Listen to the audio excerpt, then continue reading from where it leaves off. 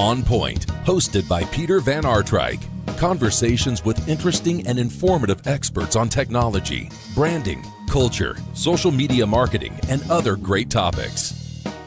Hello again, everybody. I'm Peter Van Artryk, your host for On Point, brought to you by our good friends at Wells Media, which includes Carrier Management, Insurance Journal, and other fine publications. Our guest today is Ashley Fong, who is Vice President of Business Operations and Strategy at Carpe Data. And Carpe Data, the handle there, if you can safely surf right now, is Carpe, C-A-R-P-E.io. Carpe.io. Welcome, Ashley.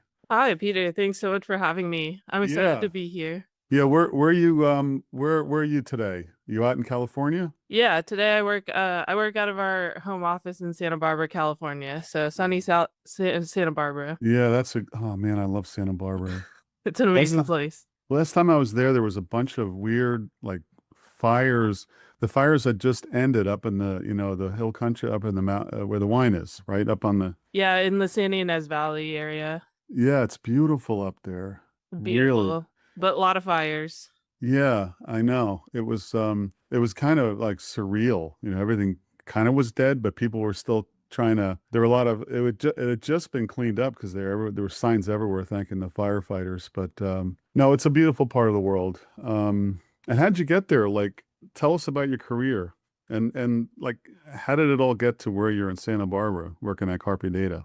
Yeah, so I was originally adopted from Taiwan and grew up in the Bay Area, Northern California. I moved to Santa Barbara for college. I went to UC Santa Barbara, go Gauchos, and I started working with the executive team here at Carpe Data right out of college, and I've kind of been in this insurtech space ever since. I've had a bunch of different roles here across the organization. And today in business operations and strategy, I get to connect the dots across all the organization, from data acquisition to product to technology, all the way through delivery. So I kind of get a little bit of everything. That's cool. So did you choose the company or the company sought you out? How did it? And then when you were looking at it, it's insurance. Is it just insurance? What you guys do? We focus in the insurtech space, and it is mostly around insurance, Okay. but it is also a data company. So we like to be data driven and data focused. Yeah. But I found this through actually a friend in college, and they were talking about a job opening, and I applied, and that's kind of where it started. Yeah. And did you have any hesitation, thinking about this is like an insurance thing? I asked this question of everybody, all my guests, and all the people I run into. It's like, what was your first reaction? I actually didn't know it was insurance at first. Okay. I was just looking for a job and fluttered around social media and growing up in the day and age that we have been, very familiar with social media. So I didn't even realize it was insurance until probably the first week. Good. So they roped you in and you're still here. That's great. Yeah. Exactly. I've been in the industry, around the industry, I should say, a little bit longer than you, of course, but I have this dream that one day people will look at insurance as a really good thing for the consumer and for the business owner, but also as an employer brand. I don't know if it's going to happen in my lifetime, but that's kind of my dream, because it's it's really good. People get into it and they stay. Why is that? Why do they stay? Because it's great. Yeah. I mean, we've met a lot of our customers that have been in the insurance industry for a really long time, and everyone seems to at least enjoy it enough to stick with it. Mm-hmm. Yeah. Okay. So what does Carpe Data do? Tell us in a nutshell what it does, and then also the broader purpose, the customer, the need you're filling for the customer, and what's the vision if you're successful with your mission of what you do? What is the vision of a better world? Yeah, so Carpe Data transforms millions of online data points into actionable insights, which enables insurers to overcome their biggest claims and commercial underwriting challenges. What that kind of translates into is insurance fraud is a costly and persistent problem. We've seen reports saying that it's drained more than $300 billion in 2023 alone, which is equivalent to 10 Hurricane Helen-sized disasters every year. So online data is no longer really nice to have. It's kind of the new standard or best practice for the insurance industry. So our AI-powered solutions, including online injury alerts, investigative reports, and commercial solutions, help enable carriers to detect the fraud faster, automate their claim cycles, and better understand small business risks. When I used to work at the Insurance Information Institute, I recall we used to say, and I can't believe it's any less, but like 15% of your premiums going to fraud. And some lines are more, some lines are maybe less, but where do you see the most trouble there? Like like what lines of coverage do you see where there's a lot of, I have to think it's got to be where like work comp, things like that. Somebody gets hurt playing soccer on a Sunday, they come in on Monday, and all of a sudden it's a work comp claim, that sort of thing. But there must be other areas too. I know just the lawyer advertising on billboards alone will get anybody in a car crash to call one of them. Where are you seeing it? Yeah, I think a lot of it, or at least the ones with the highest premiums, are in the disability space. Workers' comp is pretty high up there. And then you have the auto BI claims, which maybe they're high up there because there's a large volume of those. Okay. Yeah, there are. Yeah, I know. I just had a friend yesterday who was in a crash, and she went to the hospital, and she's thinking about hiring an attorney because her neck's hurting her, and it's like the soft tissue stuff is really hard to predict. What everybody's different, everybody's back's different, everybody's spine's different, but it just seems like it's out of control with the legal system abuse going on, and then all of the private equity money pouring into these lawsuits, whether they're class action or otherwise. It's overwhelming for the insurance companies to handle all this, the claims departments. Anyway, so the idea is that you guys are focusing on detecting fraud. And what are some things you've discovered? Like, are you using a lot of artificial intelligence to discover this? Maybe some unconventional or even some surprising sources of data that you're using to uncover fraud? Well, I can't tell you all of that because a lot of that is our secret sauce. And if I shared that, then I don't know what would happen to our business. But Oh, come on. You guys are good at what you do. No one's going to steal it. They might try, but it's all about execution, right? right, exactly. And people will try, but I can't expose too much or I'll get in a lot of trouble. But what I can say, and kind of where that leads me to, is AI is a helpful tool for finding and uncovering. There is a human in the loop process that also helps keep us strong, because you can't trust everything that comes out of an AI model today. And you wouldn't want to put that in front of some of your largest claims. So some of the maybe more unconventional ways is not in a social media site. So social media is a really popular avenue because it's where people post the most content. But highlighted in our 2025 online fraud insights report, we found that about 17% of the fraud we flag comes from non-social profiles. So that covers things like news outlets, e-commerce listings, court records, criminal reports, all those other kind of more non-social media focused websites. So when you combine social media with those non-social profiles, we can really create an unconventional data set that no one else has. Okay.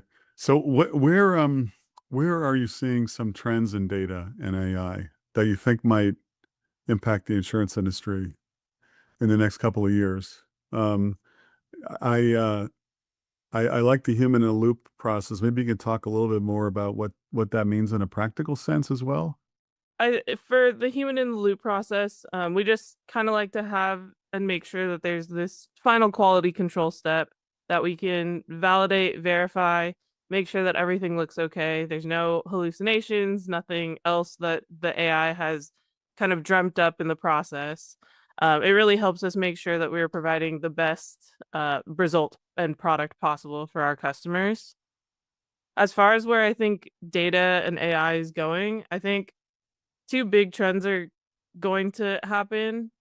First, maybe fraud is going to get a little bit more sophisticated as people who are committing fraud begin to use AI to design, optimize, create new tactics. It's going to get harder to tell what's real and what's been manipulated. A lot of the videos I've seen that are AI generated, sometimes it catches me off guard. I have to double check, is this actually real or is this AI? And I think insurers will need kind of AI powered tools just to keep pace with that. And then the next one and the second one, and this one is near to my heart, but it's all the integration. So insurers have created these homebrewed systems by piecemealing data and technology improvements. This leaves kind of the IT teams stretched thin. There's maybe multiple IT teams trying to connect the dots for us to get some data or to figure out where the data even lives, which creates this endless loop of backlog and data being in different formats and schemas and not easy to centralize into one place. So I think moving forward, insurers will need to be more strategic in what they use and maybe streamline into using a platform that can kind of help them aggregate a lot of that data in one place. Yeah. So what are they what are your customers doing with this information? Are they have they reported back to you that they're able to, combat the fraud or like get the lawyers to back down? I mean, are any use cases there you can speak to, even in a general sense? Yeah, in general, we get some feedback from our customers. They don't want to expose all of their secrets to us, just in the same way of what I was saying before. But Hmm. they do kind of give us hints of when one of the claims where some of the information we've uncovered has helped them close the claim quicker or come to a better resolution than what they were originally thinking. So just uncovering and knowing that has helped them in a lot of ways. Some have even gone into court cases, but it's rare that we see that because of what we find and what we uncover being so strong. Hmm. Yeah, a couple of things from the survey you did. I think that was it 2024 findings on fraud. Is that right? I think it Yeah. was. Yeah. Okay.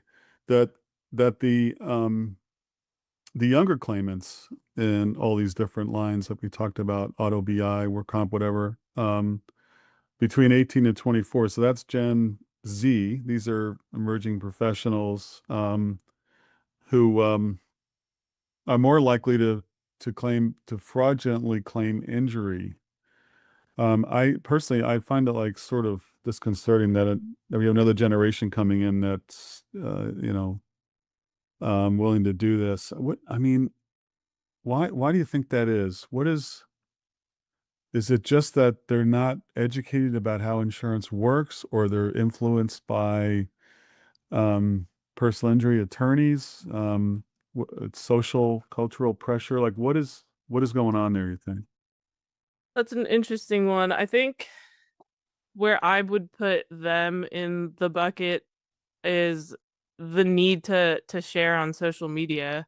They're growing up kind of in this age of the digital footprint being so prevalent in social media, like social status even, where there's a lot of people who are making money off of sites like TikTok, and they see this and they're influenced by it. They see all these people sharing content about their lives, and I think that's what translates into what we're finding. It's I don't know that it's um specific to insurance necessarily, or maybe even the billboards. Perhaps Hmm. there's some of that. But Right. I think they're maybe jaded by the ballooning costs of health insurance and feel like if they're gonna steal from me, I'll try and steal back. Mm, yeah. Yeah, I can see that. I can see that attitude. It's really sort of depressing. I'm hoping that the cycle can be broken at some point. I mean, there's an injury, but um, there's so much, I guess people sort of expect to get their fair share back. They're paying all these premiums and they figure, well, if I paid 100 grand in premiums over 20 years, I should get 100 grand on this claim at least or something. I think that's how people think. It's not a bank. You're paying, your insurance policy covers you for a specific period of time and then you move on to the next period of time. It's not really designed to be like a bank. But I think Right. that's how people look at insurance. Plus all the jargon that is packed into these policies. It's so confusing. People don't read them. They don't know what they have. They don't know what they don't have. It's like the perfect storm. So Yeah. it's not surprising that people think fraud's okay. Yeah, and I guess cost of living too doesn't help with that, and the general inflation of everything happening around us. Mm-hmm. Yeah. So there was another thing I wanted to, I thought was interesting in the findings of your research into fraud. Um, it's that 35% of what you call fraud referrals, and you can explain what that phrase means, occur in the first 2 months.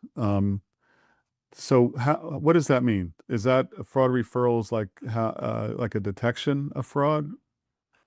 Yeah, and that's kind of our word that we've been using to talk about the piece of information that we've identified related to that claim that can either corroborate or contradict the claim that we're reviewing. And so in the first few months, as we begin the monitoring cycle of our product, we see that things like social media posts or articles, those all still exist because no lawyers have come up or tell them to maybe wipe their presence online. So that beginning stages is kind of where we find some of that fraud quickly. And once lawyers get involved and the claim is longer a bit or open a bit longer, then we kind of see that get shut down or even locked down or deleted. Hmm. And we find a little bit less of that. I see. Okay. Yeah, it's almost like it kind of rhymes with the concept of first notice of loss, especially in bodily injury or work comp claims where a insurance company might have a third party administrator or even a person who's a nurse who can get on the phone with somebody and kind of prevent the whole legal piece and just take care of the claim sooner. So the sooner the better kind of thing. It seems Yeah. to be that time is the element that can make claims more expensive. Detecting fraud early seems like another way to mitigate some of that. So that does make sense. So there's so much being written in the insurance trade media, the media period, about how AI is replacing jobs, not just tasks, but jobs per se. And yet the other side of the coin is that we still need people. You guys, you mentioned the human element.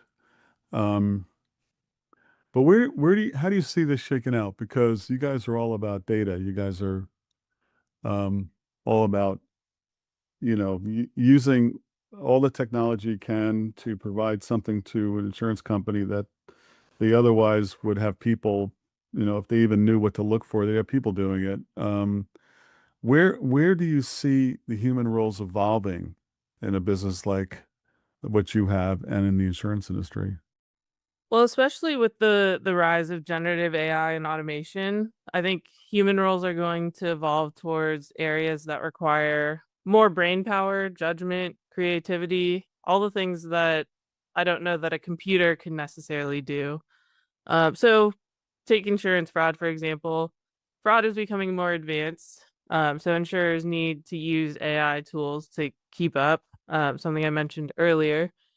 Traditionally, insurers only reviewed about 4% of open claims with the manual process without using any of that technology. And those reviews were rules based, manual, tedious, probably really expensive when you consider the costs of an SIU person.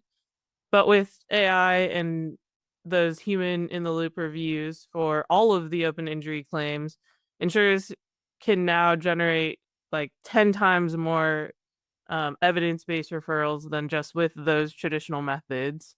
So I think AI should do a lot of the heavy lifting. It sorts through huge volumes of data, surfaces the patterns, tries to help us figure out how to get to those claims that are the highest value for people to spend their time on. They make they it allows the humans to do what they do best, which is like making those decisions, solving the complex problems, and using some of those critical thinking pieces that the computer can't necessarily tie together. Hmm. Yeah, that's interesting. So you've been in the industry a number of years now. What is the big problem the insurance industry has? I am biased on this. I think I know what it is. I've been talking about it for half an hour, but maybe you have a different view. What is the big problem and how can we solve it? I think for me, I'd go back to the data silos. I think the we can only help support and improve the insurance space um, with understanding all of the information that they have, and taking, I guess, all of the information scattered from across all the systems, stored in different ways. Some of it is unstructured, some of it's freeform.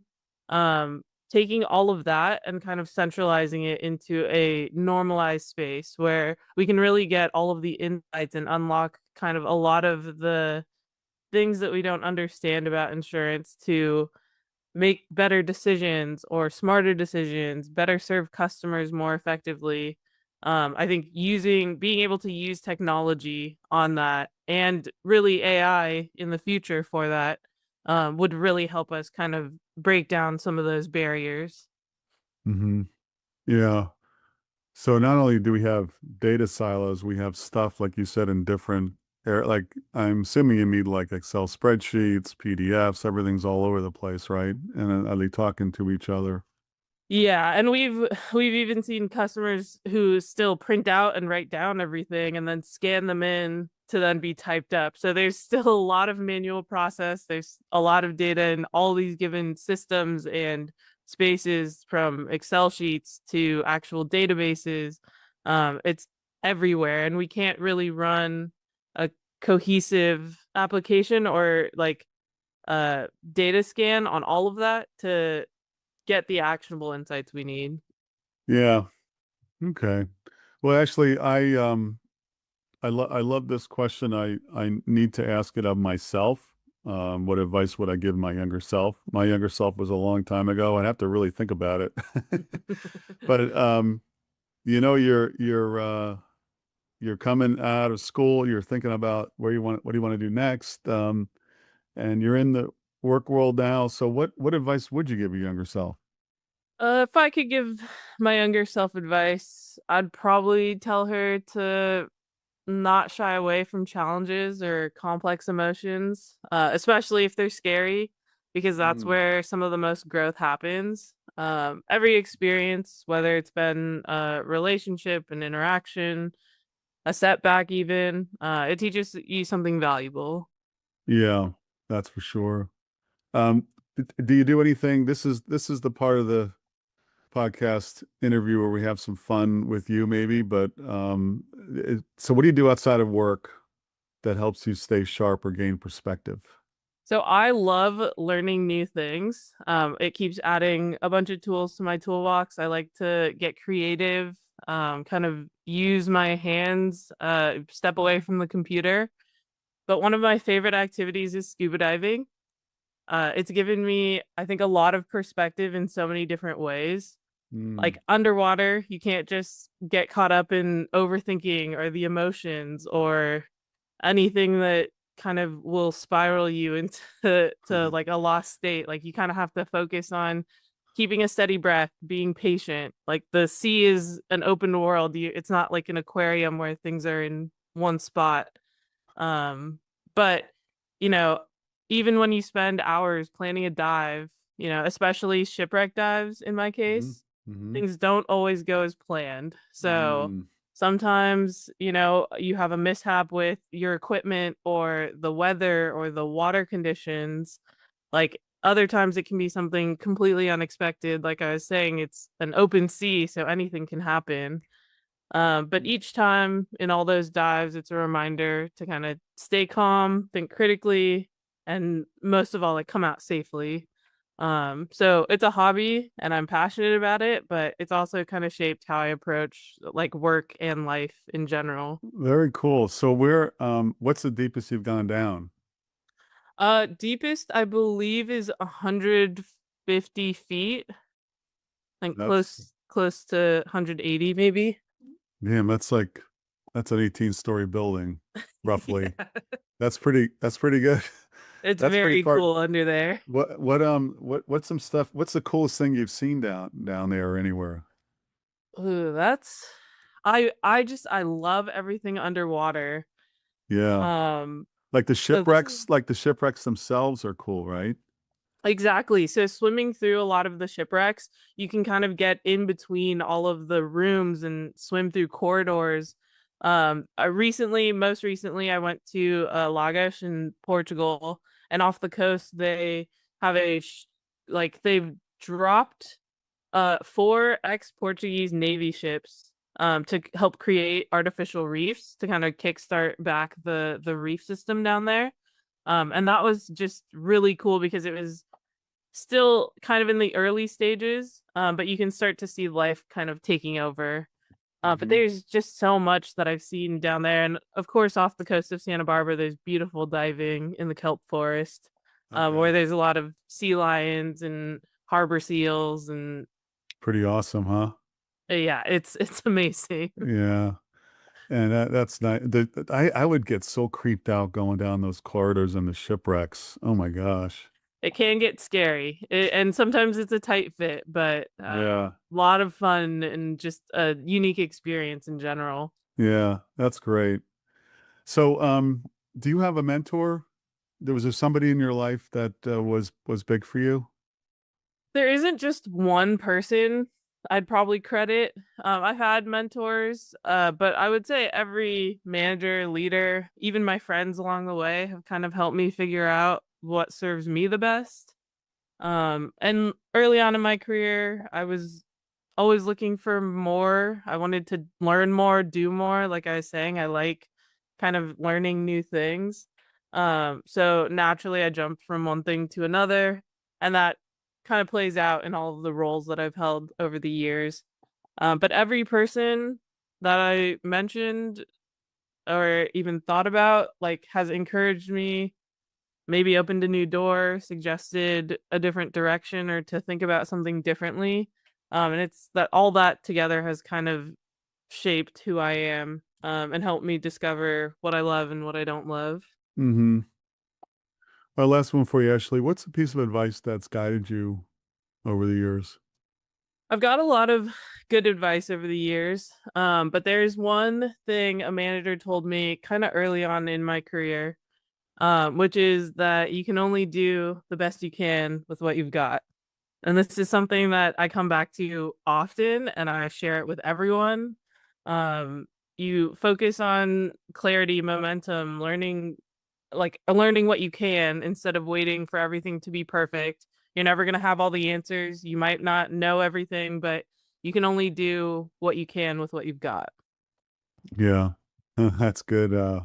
That's good advice. Yeah, thank you for sharing that, Ashley. Thank you for taking some time to be with us today, and I wish you all the best with the company, and hope to see you at InsurTech Connect. Thank you. Thank you. It was great connecting with you. This has been On Point with Peter Van Artryk, a podcast presentation of Wells Media Group.